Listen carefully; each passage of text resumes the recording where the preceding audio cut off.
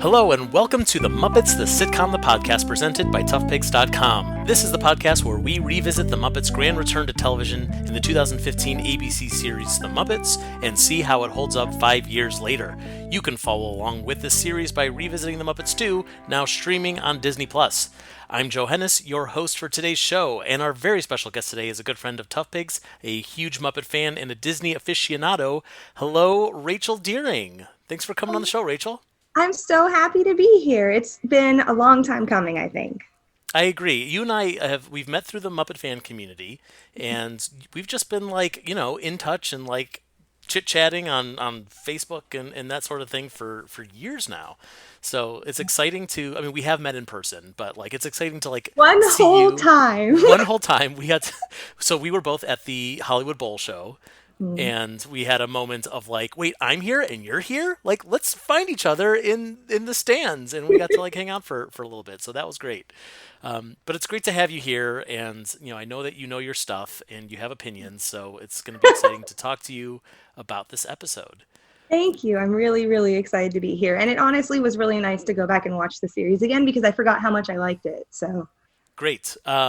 So before we get into that, let me just preface this for our listeners that today we are going to be looking at The Muppets Episode 5, Walk the Swine, in which Miss Piggy is feuding with Reese Witherspoon, Rizzo is in a battle of the wits with Scooter, and Fozzie Bear is in the fight for his life with his girlfriend Becky. There's a lot of conflict in this episode. Oh, yeah. Hopefully there won't be conflict between you and me as we talk about it. Nah, I think we're good. I think we'll be all right. So first question, did you watch this show when it first aired 5 years ago, and what was your opinion of it at the time? Yeah, so when it first aired, I was still living in a house that had cable, so I was religiously watching it every week that it came out. I think except towards the end, just because life happened. But I was super hopeful for it. I saw a lot of potential in the early season that I saw get really solidified in the second half of the season. And I was definitely one of those people who was, on all of my social medias, plugging the show, sharing all of those Renew the Muppets graphics and things. So when the show ended, I was super disappointed because there was so much potential and they were going in the right direction. And seeing that Muppets Now was such a different thing was a little disappointing, I wanted to see more of where this was going to go, but I'm also happy to come back and watch it. I'm really happy that it's on Disney+. Yeah, for sure. Yeah, and you're right. It's interesting to see not only how the show changed from the first half of the show to the second half of the show, as well as what came later, which is Muppets Now, their newest show on Disney+. And so it's the Muppets keep kind of reinventing and reinventing, as opposed to just finding their groove, which really probably for most people is just doing the Muppet Show and sticking with that straight through. Exactly. I will say, though, that all of the live shows have been really consistent, and they have been where the Muppets have found their groove. I mean, I didn't see, besides the Hollywood Bowl show, I haven't seen any of the other ones, obviously, because I can't afford to fly to London. But I think that it's really nice that there is some consistency in that sense. Yeah, I completely agree. It definitely tells you what both the people behind the scenes and the people in the audience want to see from the Muppets. As the most successful things that they've done in years has been, creatively at least, has been just doing the old thing that they used to do. Mm-hmm. It's that seems like a gimme. Just figured it out. Just do that, right? Speaking of which, put the Muppet Show on Disney+. Get that hashtag. Yeah, what a novel idea. One of these days we'll look back and we'll say, God, we complained about that for years, and now we can watch it whenever we want, and everything's great again. That wasn't so hard, was it? Yeah. All it took was 15 years of complaining. So in this episode of The Muppets, as I said, there's a subplot with Miss Piggy, there's a subplot with Fozzie Bear, there's a subplot with Rizzo and Scooter. So we're going to take those one at a time. So let's start with the big one, Walk the Swine. It's the title of the episode, and it's obviously a pun on both the fact that Miss Piggy is a pig and the fact that Reese Witherspoon, star of Walk the Line, her Oscar-winning role, is in this episode. So Reese is going to be on Up Late with Miss Piggy, and there's this old feud because Reese beat Piggy out for the role of June Carter Cash and Walk the Line, and then won an Oscar, and Piggy is still upset about that. Kermit says that he thought that the Piggy's feud with Natalie Portman for Black Swan would have replaced this feud, and Uncle Deadly lets him know that was just a decoy grudge. It's always been Witherspoon. Always. The beginning of pure, amazing, deadly performance in this episode. He's perfect. He gets one little line. I mean, one little line once in a while, but like he gets this one line. He comes in, he delivers it, he slinks into the shadows, and everyone's in love with Uncle Deadly. Oh yeah, I that is the one amazing thing that came out of the Muppet sitcom is the character of Uncle Deadly being reimagined and revitalized. Yeah, completely agree. I mean, that's been also been a constant on this podcast is that every time we talk about Uncle Deadly, people go, "My God, do I love Uncle Deadly?" Were we talking about Uncle Deadly at all before? I guess it was before the 2011 film, where he was a sidekick to Tex Richmond. Mm-hmm. And even then, he didn't have much character. So this is just incredible, honestly.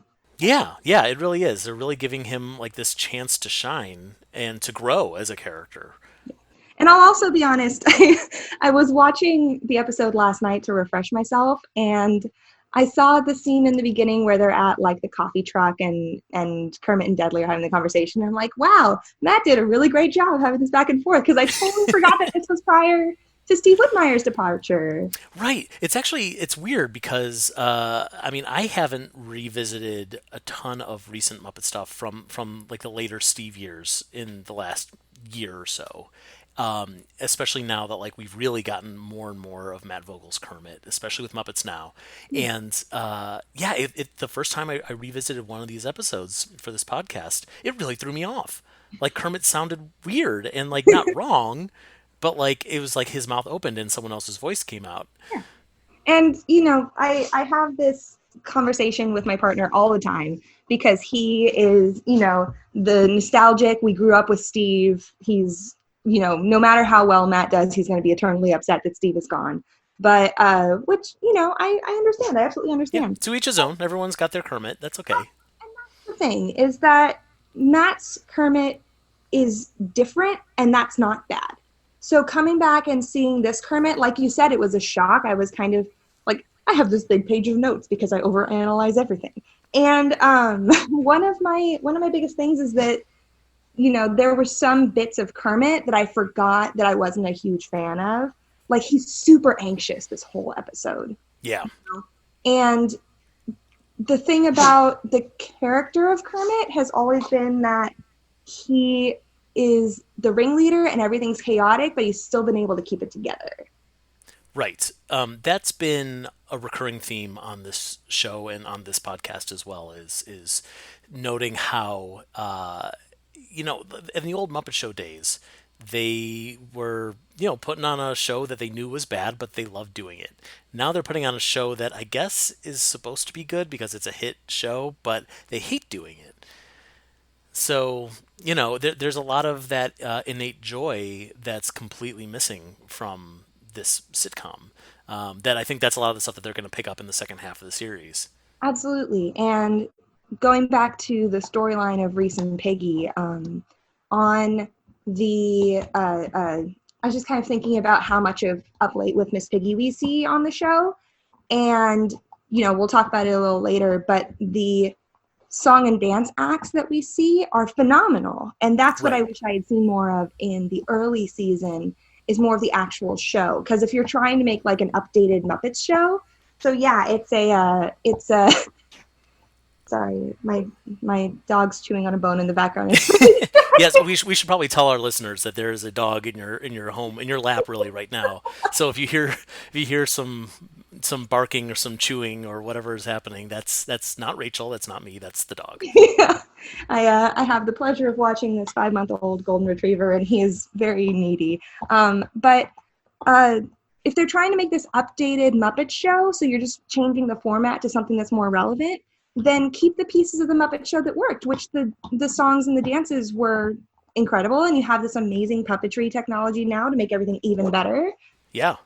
Yeah, I'm excited to talk a little bit more about those musical numbers in a minute. But before we do, let's talk a little bit about Reese Witherspoon. So I looked up her history of working with the Muppets to see, like, I thought like she must have been on Sesame Street or something, and she wasn't. But in 2010, she met Abby Cadabby at the White House Easter egg roll. So there's a picture of her and Abby out there on the internet. You can go look at. And then in 2011, she met Miss Piggy backstage at the Country Music Association Awards. So again, just like they met, they took a photo. It's adorable. And then after this episode aired, Reese and Piggy reunited to attend the Christmas tree lighting ceremony at the White House. But interestingly, there's been several times throughout the years, starting in 2005, and then again in 2008, and then several times all throughout 2012, where I guess Kermit the Frog used to, like, when he'd be doing interviews and stuff, would get the question of like what celebrities do you want to work with, Kermit? And Steve Whitmire just kind of made the decision that Kermit kind of has this crush on Reese Witherspoon. According to Steve, he said that it just kind of clicked with him that Kermit is attracted to small blonde mammals. And so whenever that question came up, it was always Reese Witherspoon. So it's kind of exciting that that's now, really 10 years after he started saying that, it's like he manifested this appearance by Reese Witherspoon on Kermit's show, which of course, unfortunately for Kermit, they never share any flirtation in this episode, and that's okay. But that doesn't mean that Kermit didn't want to. Also, the way that the small interaction that they had was that of an established friendship, which, Hmm. if you are somebody who has this background information, you can kind of make the assumption that the flirtation has already happened, maybe in the pre established relationship with Piggy days. And that's super enjoyable. Thank you for bringing that up. I love Yeah, that. isn't that nice? I mean, it's one of those things that we don't think about at all, that the Muppets have this like continuity, or just like a history of like what they're doing when the cameras aren't rolling. And it's like, yeah, Kermit's still like, talking to people and thinking about celebrities, and he's got all these like thoughts in his head that aren't on the page of a script. Yeah, and that's one of my favorite things about the Muppets in general and this series in particular.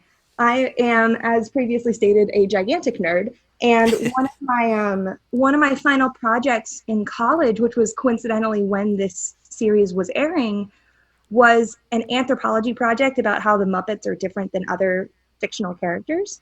About how the purpose of this series was, I think that they said in press releases ahead of time that they wanted you to feel like you could walk into a coffee shop and Kermit would be there. So there's always been this kind of aura around the Muppets that they're real. Like, we understand that they're not, but you don't meet Kermit or Piggy at like a signing at Comic-Con, and Steve and Eric are now Matt and Eric are there, and you see them, but you don't pay any attention to them. They're not there. Right. Yeah. It's always been like the plus of puppets over animation for that reason, exactly. And it's interesting now that like we're kind of like living in this COVID world, and Sesame Street and the Muppets have been able to continue to create stuff because like it's timely. Like you can just turn on a camera, put a puppet in front, and say something, and then get it out on YouTube. Things can be so instant. Where like if you're doing that with, I don't know, Dora the Explorer, then you gotta go through all the development process. You have to animate it. Like there's like all these extra steps, and like you say, in the real world, like you could walk down the street and run into Kermit the Frog, and like you think that's a ridiculous concept, but like no, you can actually walk down the street. You could see Matt Vogel with a puppet on his arm, and you can meet the real Kermit the Frog. That's the real world version of that, and you can't do that with SpongeBob or He-Man or whatever. You I'm can't. dating And myself. also, if Matt Vogel walks down the street with Kermit on his arm, that's also just delightful. It is. I like to think that he does, just for funsies. Let's see what happens. Let's see what happens if I just bring Kermit out. You know. So in this episode, like I said, Piggy and Reese are having this feud, and through a weird series of events that I didn't quite understand, Reese says that she volunteers for Habitat for Humanity, and Miss Piggy kind of dares herself into showing up. Yeah.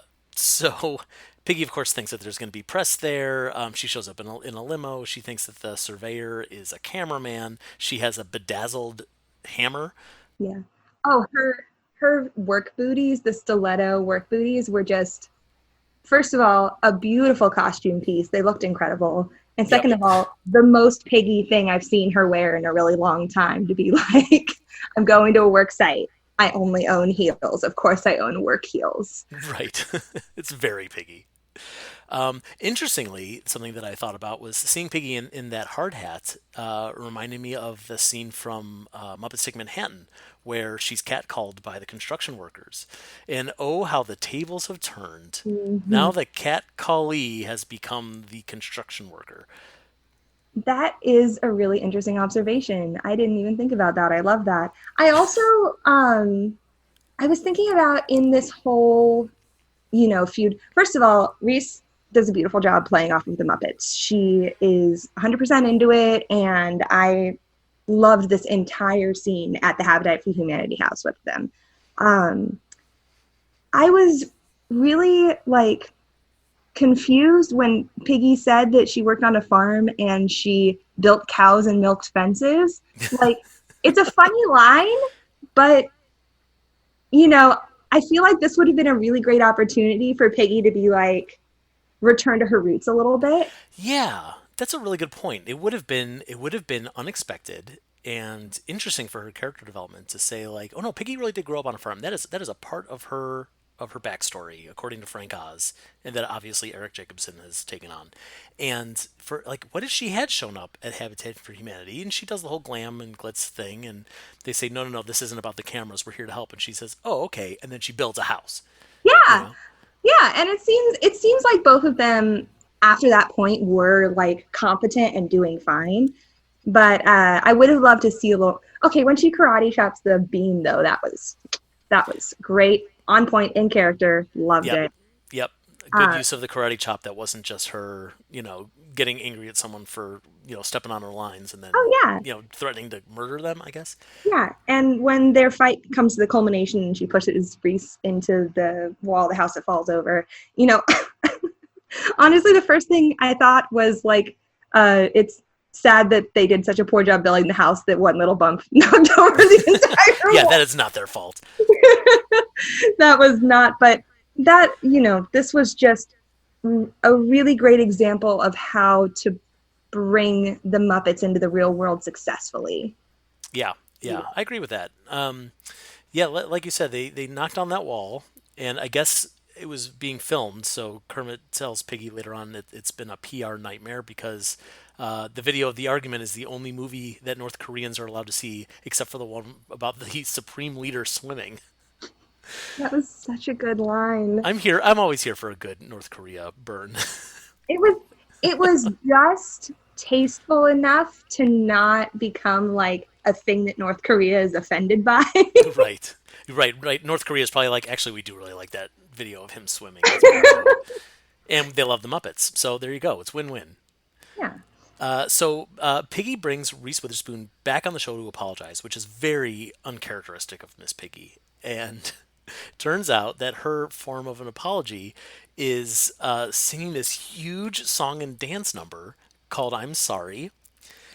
And like you said earlier, like it was great, like pure Muppet Show, where like we get a full musical moment where it's not just a character standing in front of a camera and singing a song, which this show does a little bit later on, but it is just like we get like there's jokes in it and there's this amazing puppetry and like so basically for people who maybe don't remember, it starts with Piggy singing and then there's this like big choreography number where these dancers come out and they lift Piggy off the desk and they do this whole number, and there's you don't see Eric, you don't see the puppeteer, you don't see where Piggy is standing over a hole where there might be a puppeteer. Piggy is full bodied and being flung around by these guys while singing, and the camera's also moving at the same time, so you don't really get an idea of like, oh, well, they just put a green screen behind her and then that was it. So like there was a lot of thought and work that went into this, and it's seamless. It's perfect. It is. And again, when I was watching it last night for a refresher, and she stood up on the desk, and I thought to myself, oh yeah, there's a hole in the desk and her dress is really long and that's how it's working. And then they lift her off of it and she keeps going and the scene doesn't break. And I audibly gasped again because it's just that impressive of a puppetry feat.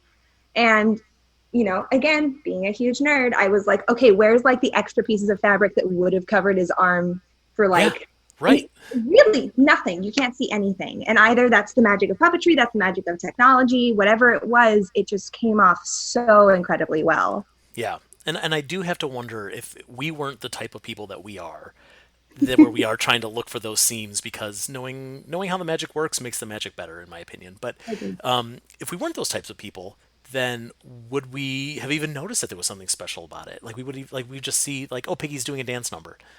You don't think about where the puppeteer is. And like there's something kind of amazing about that as well, of like they did the magic so well you didn't know there was a magic trick. Absolutely. That And tickles me. it does come back to the waist up traditional puppetry, TV puppetry style, for the second half of the song when she breaks out in a rap number, which is just, I'm still not sure how I feel about it. It's a little cringy, but I do admit Piggy went big. She went real big. She didn't Yeah. just do the choreography. She did a rap number. There was confetti. There were flags flying. There was a ton of dancers in the background. She did a literal mic drop. Oh, and she hits that high note as well at the end of Oh, the that song. was solid, which whether or not that was Eric Jacobson, well done. I don't know. It sounds like it's not natural, but at the same time, I asked Eric once years ago about singing Something So Right from Muppets Most Wanted, and asking him like, oh well, there's some high notes in there, and you're not a soprano. Like, did they just put a little effect on that or something like that? And he said, no, no, no, no. We did that over and over and over again until I hit those high notes. He's like, I could probably only do it once, but I did it, and that's me. So I'm willing to give him some credit for that. Absolutely. If he is able and willing to put in the work, I'm proud of him and happy for him. That's great. Sure. And this is just like you said, this whole scene, even though the rap part was a little cringy and it wasn't like something I personally enjoyed, it was 100% a great update to what Piggy would have done in this situation. Yeah, It, I it agree. and all the cuts back to Reese and Kermit being so like flabbergasted that this is happening. Part of me wonders how she got away with this huge production number without anybody knowing. And Well, Kermit does say afterward that we could have built two houses with what yeah. that apology cost. Oh man, this storyline was just delightful because it was so.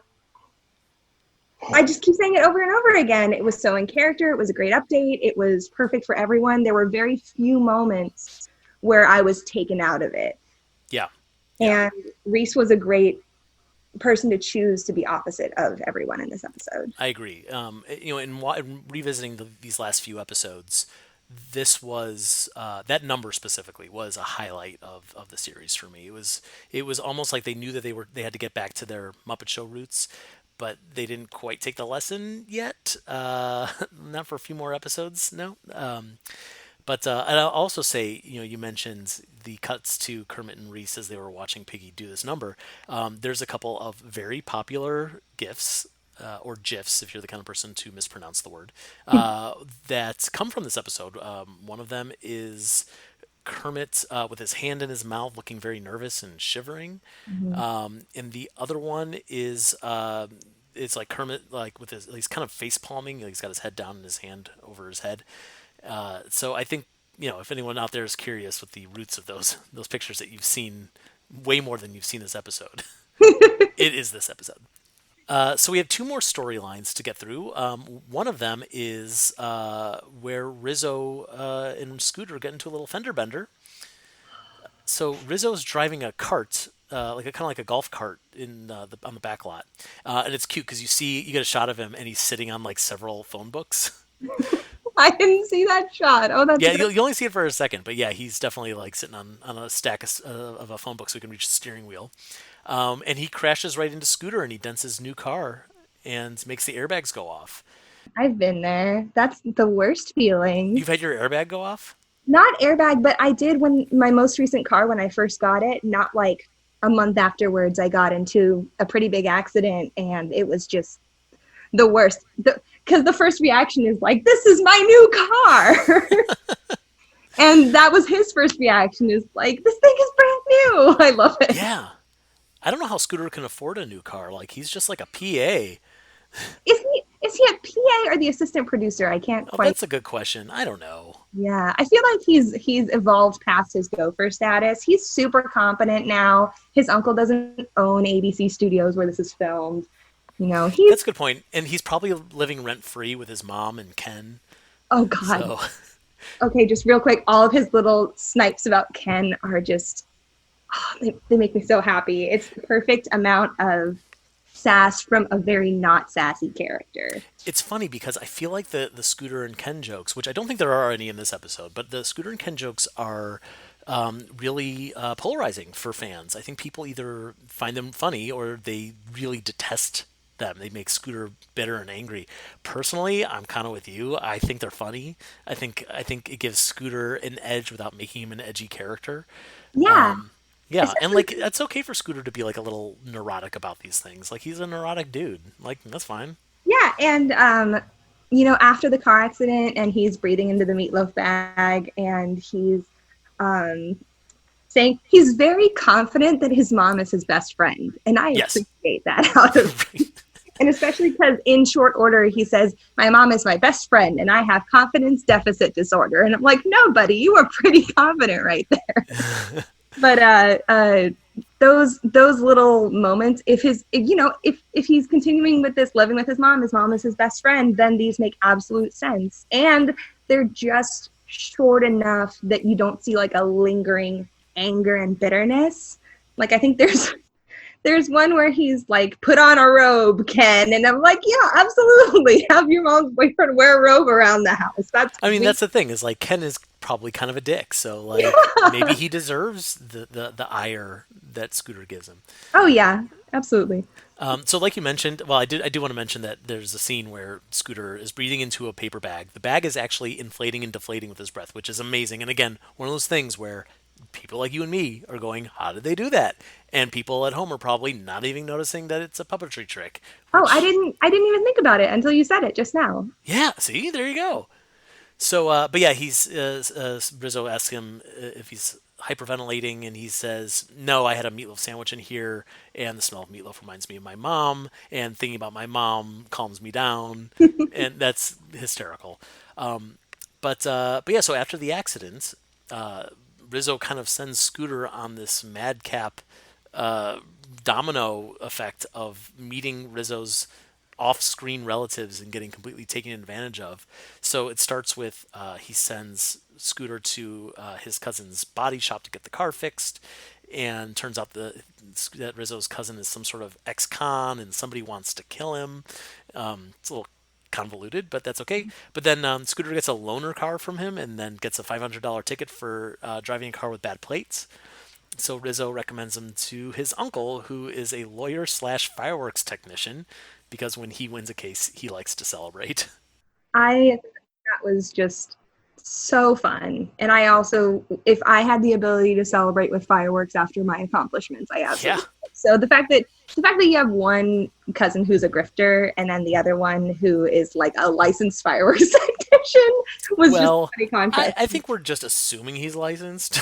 Okay, you know what? That's fair. That's absolutely It's on fair. his business card, but so Scooter ends up wiring $1,000 to the lawyer, and then he shows up to the address, and it's a hair salon.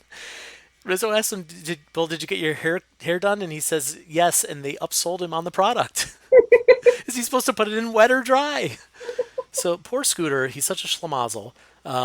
He eventually stands up for himself, and he says he's going to call his insurance company. He's going to go to a real auto shop, and Rizzo relents, which is, surprising. And then immediately flips it around and tries to sell Scooter on a timeshare.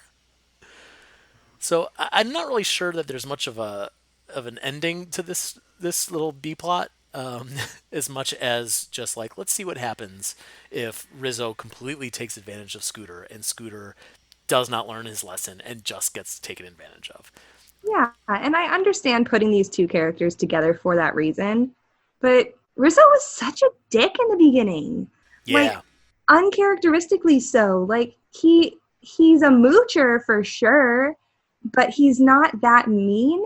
And that kind of goes around to my troubles with, I think, the Muppets in filmed things from this point forward, from 2015 to now, is that sometimes they're really mean. And it's not in a funny way. When they were in the office and he was like, here's my cousins, here's my cousins. Yeah, that was great. And he had kind of rectified himself, but I was still stuck on it in the beginning. He was just being so mean to Scooter for no reason. I mean, I understand that Rizzo he's a rat. He's a bit of a con man, and that's okay. It's part of his character. It's always been there since his Muppets Take Manhattan days, really. But the truth is that we know as viewers that Rizzo and Scooter have known each other since like 1979. Like they worked together at the old Muppet Theater. They were in all these movies together, and now to see them behave this way toward each other, that was the part that was a little jarring to me. Where like this is the kind of show where we can't really agree on what continuity is. Like, is the Muppet Show in continuity? Are there character relationships in continuity?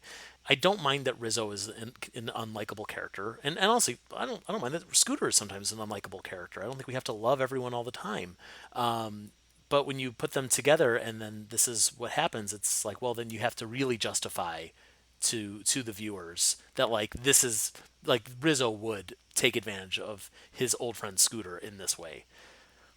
And there's other characters, that we've paired them up on this show before, and they've had this conflict, but you can justify it by saying like, well, they're more background characters that have elevated for this B plot, or they're characters that were introduced much later. They don't have the same history. The thing that I'm specifically thinking of is when Bobo and the Muppet Newsman were kind of battling a few episodes ago over selling their daughter's Girl Scout cookies. And it's like, yeah, these two characters have no relationship. They've probably never been in a scene together. So like, why not see what happens if we kind of throw a bomb into the middle of their conversation? Yeah. And those are also not Bobo as much anymore, but the Muppet Newsman is a one-dimensional character. He has his shtick is that he tells the news and he's loud and bombastic about it, and he used to get hurt all the time doing it. And the issue with pairing off characters in this way is that they have a lot more nuance to them, even without having the history. If you had just watched this sitcom, you would know that this doesn't feel quite right. Right. Yeah. So we have one more B plot or C plot. I don't know which one's the C plot. We have one more non A plot to talk about. And that is all about Fozzie Bear and his girlfriend Becky, who is played by Ricky Lindholm, one half of Garfunkel and Oates, which is a terrific comedy musical duo with Ricky Lindholm and Kate McCucci. This is Ricky Lindholm's second of 3 appearances on this show. Was she really only on it 3 It times? feels like she was on more. I feel like Fozzie talks about having a girlfriend a bit more, but yeah, this is only her second of 3 appearances, so don't get used to her, folks. So Fozzie is doing a stand-up routine, and he is telling jokes about how sweaty his girlfriend is, and the audience is completely eating it up, and Becky is not into it. This is probably a problem that all comedians' significant others have. While they're at the comedy show, there's a line that I appreciated where Becky says to Pepe that because of his turtleneck and gold chain, he looks like he's in Boys to Men. And Pepe says, "Hey, dress for the job you want, okay?" That was just one of many Pepe fantastic lines. I don't remember the context, but I think he was talking about having a girlfriend, they were talking about all the boys are hanging out and only Fozzie has a girlfriend. And Pepe's like, even God rested on Sunday. And I'm like, oh yeah, Pepe. And that's the thing is like some of these newer characters, and it's funny to think of him as a newer character because he's been around for since like 1995. But character like Pepe, who like he can say anything and it's in character, and it can be pushing the boundary a little bit on what's appropriate, or it can be cruel, or it can be self-deprecating or whatever, and it literally cannot be against his character as long as Bill Beretta is the mind behind it because he's the creator of the character. Mm-hmm. So to compare that to what's going on with Rizzo and Scooter, in the other storyline, it's just a little like it's never going to be jarring to hear Pepe talk about his sexual conquests, even if we think that it maybe doesn't fit in a Muppet program. Yeah, which is something that I think they go into. I can't remember if his line about being gender fluid is before or after this episode. Yeah, it's before this one. Yeah, He has a lot of really interesting character choices in this series, and I think that I can't remember one where I was like, oh, this doesn't feel right, because it was all just interesting additions. It it's wasn't true. Yeah, it it's wasn't, yeah. it wasn't corporate changes. When he says something that doesn't feel right, it's not because it's not right for Pepe. It's not right for the production. Yes. I think the example that a lot of people cite is Muppets Wizard of Oz when he is playing with the little doodads on Gonzo as the Tin Things outfit, and he Mhm. says, "What do these things do?" And he says, "Those are my nipples." And then he has an epic gay panic freak out. Which doesn't make any sense, because did Wizard of Oz come out after Muppets from Space? Yes, yes, it did. Of And course, it did. Yeah. when they have the invisible spray and he's doing his whole ballet number, he is confident in his masculinity. Like, It's that's true, but I think there's a difference between being confident enough to dance in a tutu versus literally panicking because you touched the chest of another man. Like I I think guess that's I true. think there's a not so thin line in between those two concepts. That's true. So Becky decides that as a form of her revenge, she's going to go to Fozzie's office and she's going to tell some jokes about him.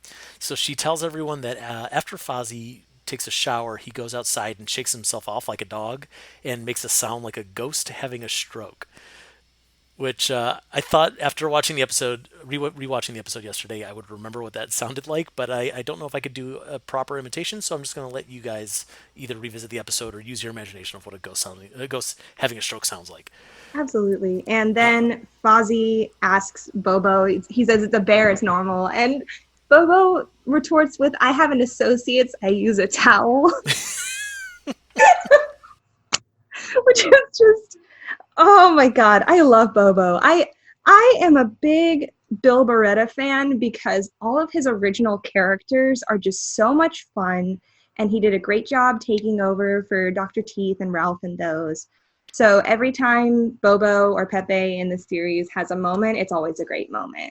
And also, I'm wondering, am I supposed to use something else now that I have a bachelor's and almost a master's? Like, I had my own questions after that. No, you're doing okay. You're like as long as you got a towel, just don't shake. I do shake. I shake. I admit it. I have a bachelor's and I shake. Now you know my secret. So, she also reveals about Fozzie that there's a certain song that if he hears it, he will cry, and that song is True Colors. And then Ricky Lindholm then proceeds to sing True Colors, and she is a trained musician. She sings it very beautifully, and all the Muppet characters that are surrounding her join in, and we have our other musical number. This one came first before the one with Piggy, but we have another musical number in this episode, and again, it should feel like a Muppet Show moment where we're backstage, guest star is singing a song, and the Muppets are joining in. But they only sing a few bars of the song, and the focus is more on Fozzie crying, and there's some tight harmonies, I guess, or maybe they're just all singing unison, I don't know. But it doesn't really feel like a full-fledged musical number. They didn't really commit to it, which is a shame. I agree. And it was a nice little moment. It was, I definitely was like, oh, what crappy friends that they're just here making Fozzie, literally making Fozzie cry. But actually, I just wanted to back up in this plot line for a second, Yeah. because this was another moment where Fozzie was just kind of being mean for no reason. It's understandable that he may not understand he's being mean, but he did. He was saying, like, it's part of being a comedian's girlfriend. You gotta roll with the punches. And that's not okay.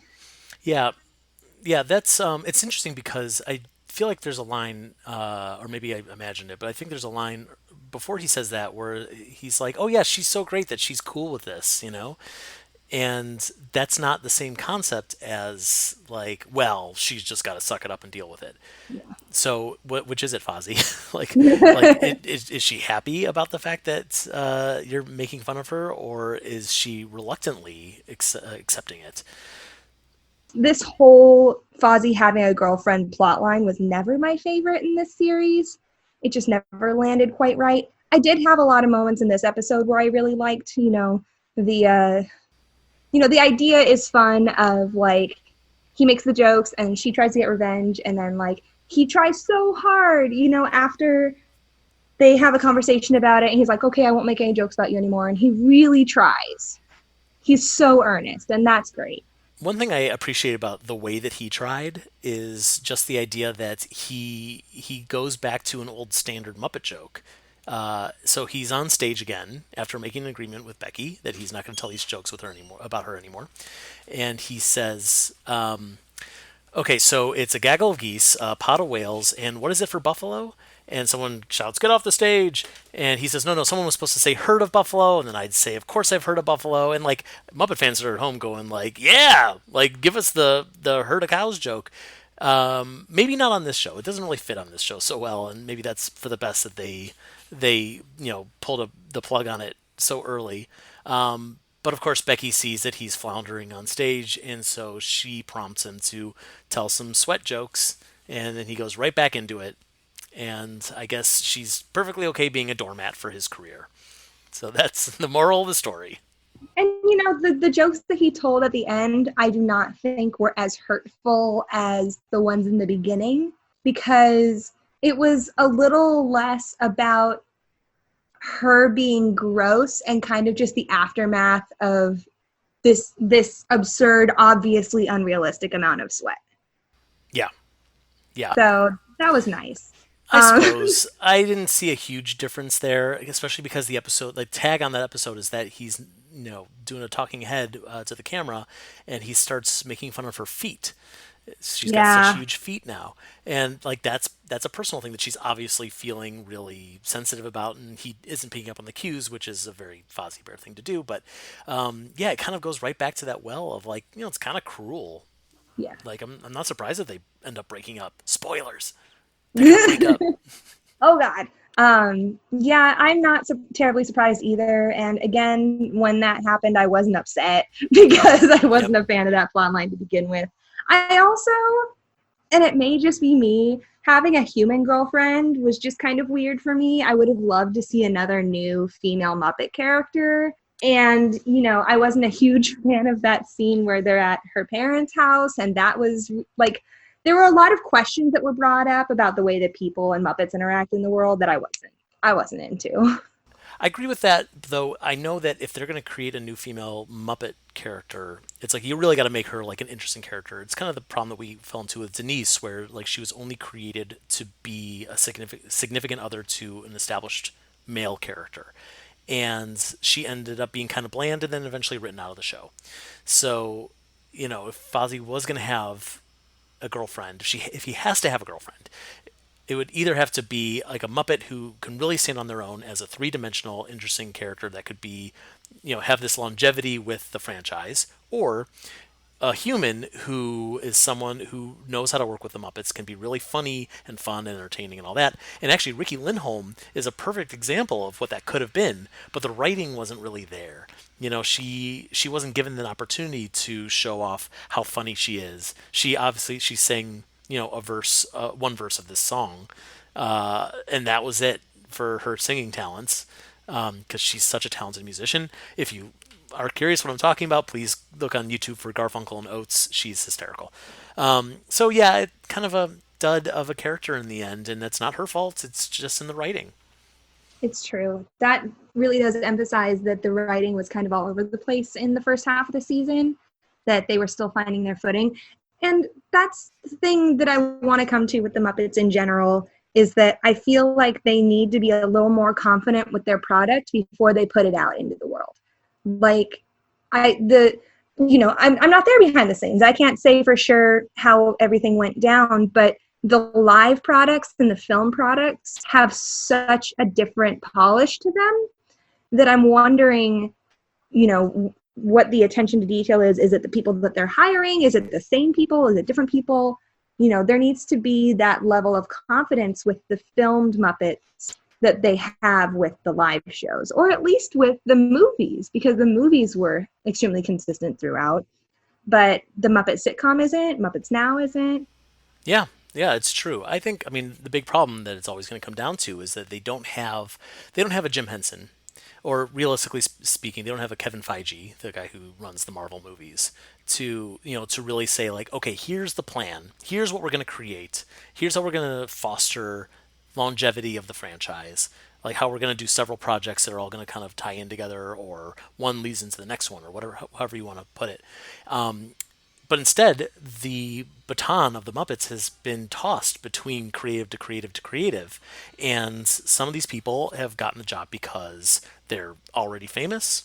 And it's like, well, Jason Segel seems to be a funny guy. Let's see what he can do with it, which is not a long term thing. Or it was, maybe, I don't know who really pitched the show. Oh, I guess it would have been Bill Prady and his people. So Big Bang Theory. Let's see what they can do with the Muppets. So I don't know. I think it's hard to figure out who that person is, because obviously they haven't been tested because they're not in charge of the Muppets right now. My gut says that it should lie with the Muppet performers, just because they've been at this game for so long. Nobody knows the franchise better than they do. But are they producers? Bill Beretta, his production history being a producer, and Matt Vogel as well. But like, anything on this level or that's been super successful, I can't really speak to that. So it's a hard thing to really know, and I don't know if there is a simple answer, to be honest. I mean, you and I have had this conversation before. The simple answer is for them to hire us, and we'll get everything fixed. Okay, well, let's just make sure that Disney is listening to this podcast, because maybe they just don't know. They just don't know that we're here. We're ready to take the job on. I will say that I did have the good fortune of meeting with the most recent VP of the Muppet Studio before the shutdown, and she gave me a lot of hope that there at least are people who care about the franchise and want it to succeed, which is the first step. It definitely didn't feel like that for a while, but having somebody who is in the Muppets corner is going to make all the difference in the future. Muppets Now didn't have that luxury because the pandemic hit and they had to, finish a show from home, which, again, blessing and a curse of puppetry. But, we'll see what post-pandemic or new normal has to hold for them at this point. Yeah, it's true. Well, that said, is there anything else that you feel like you want to add about this episode or about the series? Watching this again, like I said in the beginning, I really forgot how much I enjoyed this series, that it had so much potential, and it really makes me so sad that it ended. I know that once series end, especially right now, that there's kind of in development limbo, there's no way for them to come back. But I would love to see another attempt at the Muppets are making a more modern show, and this is what, like, Muppets Now is kind of in the middle. It is another more modern show. It's a streaming series, but there's none of that backstage content. It's just Scooter having a hard time, and all of the segments don't land terribly well. So they need to find that middle ground of this great backstage content that we're seeing with the Muppet sitcom and better show content that we see in Muppets Now. So you're so close. You're so close. You're almost there. Okay, so to you, hypothetically, what would the ideal next project for the Muppets be? So I really do like the idea of them having a streaming series, or like managing their own YouTube page, because we remember how great the YouTube projects were. Oh my God, was that like a decade ago now? It feels like it. A long time ago. But we remember how great those projects were, and having a series where you see them kind of working on this content a little more piecemeal as opposed to this big live production, I think would be really interesting. Even though, they've always been working on live productions, whether it was the Muppet Show in the theater or A Plate with Miss Piggy with the audience. I think that seeing just from the viewer's point of view, the sketches, and then the little bits of like how difficult it is to make independent content. Like, what if the Muppets didn't have a sponsor anymore? That was their that was their thing in the movie when the studio considers us a viable franchise. Like, what if they had to make stuff on their own? I think that would be a really interesting concept, and then you could get that peek into their lives because you'd probably be in like a home studio or something instead of these big grand sets. And then I would also love to see, like, does Bunsen have a whole big science setup in his house? Or does he live in a tiny studio apartment that he keeps blowing up over and over again? Like, I I mean, just do think he and Beaker live together? I don't know. that is something that I want, whether or not that's real, I don't know. But I think that if Disney is so dead set on we want to see more of the Muppets' lives outside of the show, then I think that having an indie angle to it would be a great way to get that content in there. That's an interesting concept, just because like we're that's kind of going back to the conceit of the Muppet Theater. Like it's a cheap show. We technically we're on one location on one set, and it's a cheap one. I mean, of course, through the magic of television, it can become anything and anywhere. But that would be like the modern day equivalent of the Muppet Theater is like, well, they're doing YouTube videos from their living room, or like they have to like go into the back alley and film before the guy who owns the Chinese shop comes out and catches them filming, you know? Yeah, or even like at the most, we still have this partnership with big company, and but they're making so little time for us. So like we have to run into the studio, get the setup, film really fast, and we're being kicked out by like the next big sitcom that's supposed to be in here. Well, you're also describing the cheapest Muppet movie ever made, from what I understand. Or it's just like, look, we are on a time crunch, we're on a budget, and it like what you're going to see is going to be affected by that. But Frank Oz also famously said the irony is that it takes a lot of money to make something that looks cheap. Mhm. So who knows if that is viable or not? But I don't know. I think it's a fun idea. Yeah, and again, hire me. But I think that again, they're just so close. They're so close, and it'll just take the right mix of creatives and people who truly believe in the project for it to work. And in my opinion, that's the thing that may have been holding it back is corporate sponsorship. Like, that's the wrong way to put it. It's not the sponsorship. It's influence. It's the Yeah. fact that there's a lot of people in the executive world who feel that they have a stake, and they do. The truth is, they do. With any big name production, you're going to have people from not just like we're not just talking about like censors and standards and things like that. We're talking about like licensing. We're talking about advertising. We're talking about distribution. And yes, everyone has a lot of stake in these things, but when it comes down to the creative, that sort of thing can be really hindering. It can keep us from doing something that's a little bit crazier, or it can keep us from taking chances, or it might force us to make decisions that we wouldn't necessarily make. So it would be interesting to see, like, what could the Muppets do if they didn't have to worry about the corporate stuff? If they could just make something without having to worry about the people upstairs and what they think. Yeah, and who knows? Maybe we'll see a little more of that content because of the pandemic. The performers had to have all of their puppets shipped to them, so they just have them right now.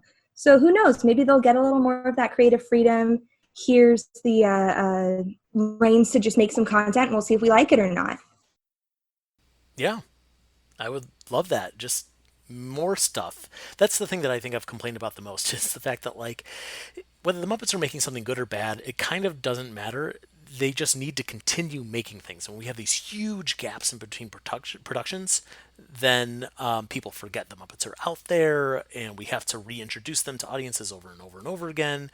And, it's like if we just kept up the streak and let them make things, let them get onto YouTube or Disney Plus or even just like toys on shelves, just make sure that people know that the Muppets are a part of their lives now and always, then the quality will find us. Absolutely. And the the best thing that I saw recently is when I went to go rewatch this series, in the search panel, for those of you who have Disney Plus and are familiar with it, when you go to the search panel, it has all of these collections first so that you can kind of scroll through and see if there's something you feel like watching. It's all there.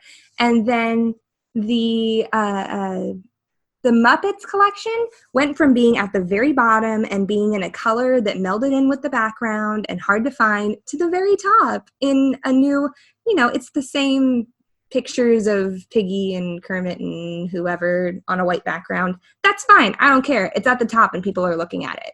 And so hopefully if there's enough streaming traction there, maybe they'll put some more content on there that we think for a wouldn't that be interesting? Wow. Well, that's probably a good place to start wrapping this up. But Rachel, thank you so much for being here. I hope everyone listening learned a lot about this episode, whether you've revisited it with us or not. Rachel, where can people find you and your work elsewhere on the internet? Yeah.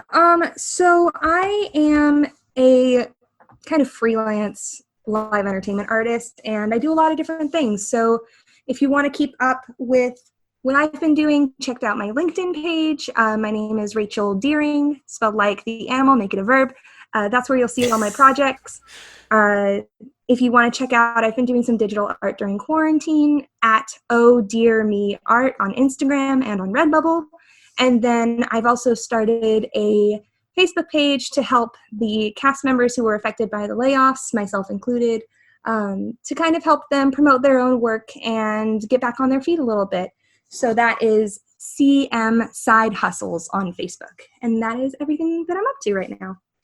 Terrific. And that, just so people know, when you say cast members, that's some folks who've been working at the Disney theme parks who unfortunately are not working at the moment. So just another industry that's really suffering from COVID and from the shutdowns. So that's a great benefit that you're doing for those folks. So thank you for doing that. Absolutely. I live to help other people, so I can't do it at the theme park anymore, so I might as well help the people who have been so wonderful throughout the years.